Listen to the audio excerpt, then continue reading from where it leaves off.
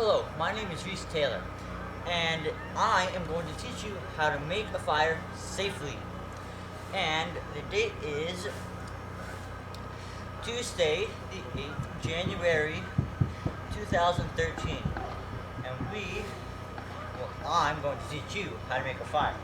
So, first of all, to start off, you want to get paper, good dry paper, make sure everything's dry.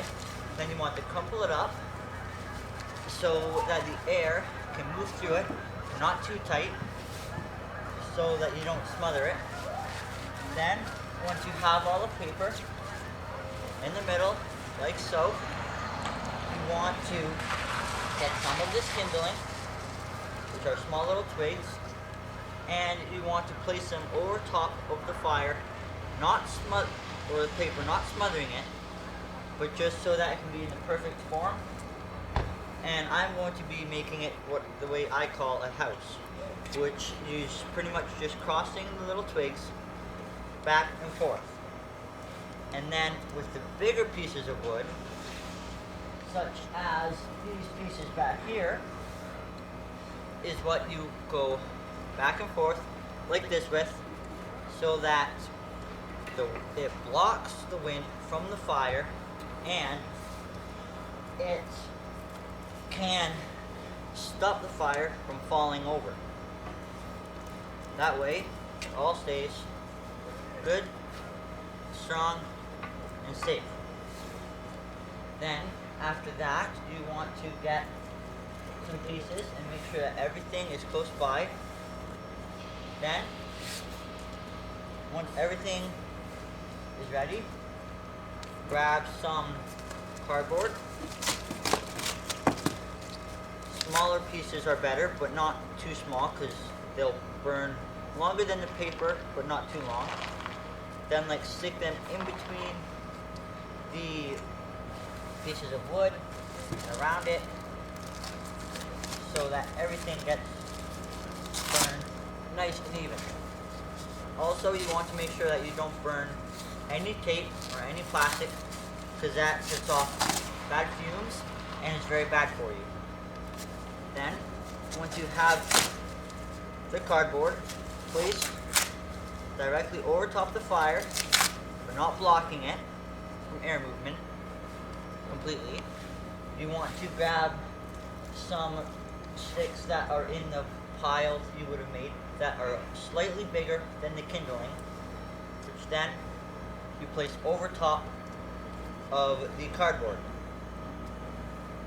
Then, while you're doing that, make sure of course everything's safe and you are prepared. And then before I light it, you want to make sure, or before you light it, you want to make sure that the water is close by so that in case it gets out of hand, you can immediately put it out. Now, also, what I would do is grab a stick about, let's say, this size right here, depending on how far away you are from the fire, which you don't want to get too close because you don't want to burn yourself.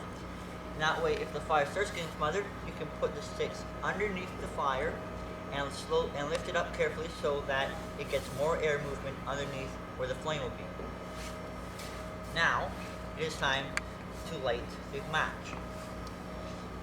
And it doesn't really matter what kind of match you use, or a lighter or anything like that. I will be using a longer kind from this package called Fireplace and Barbecue Matches. And then, once you light it, you want to light it in multiple places, but you want to light it at the bottom so the flame works its way up and slowly burns everything on top, so you've got a good, secure fire. Now I will be lighting it.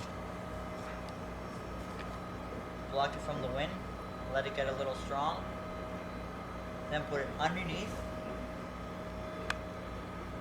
and you want to light all the different edges of newspaper.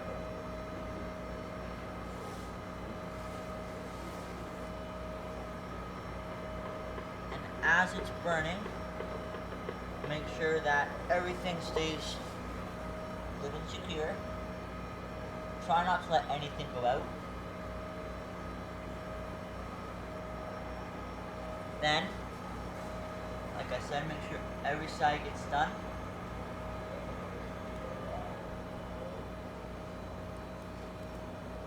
Then you can just place this on top.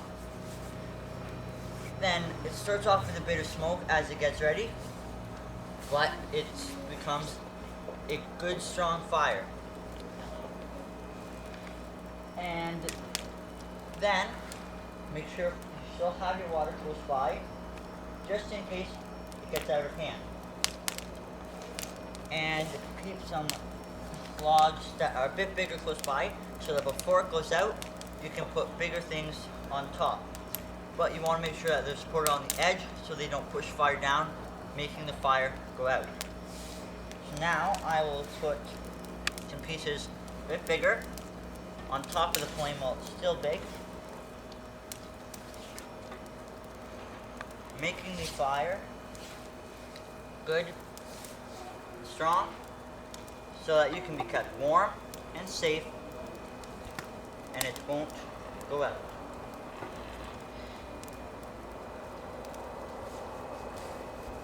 Now, as you can see, everything is strong and secure. Nothing is falling over.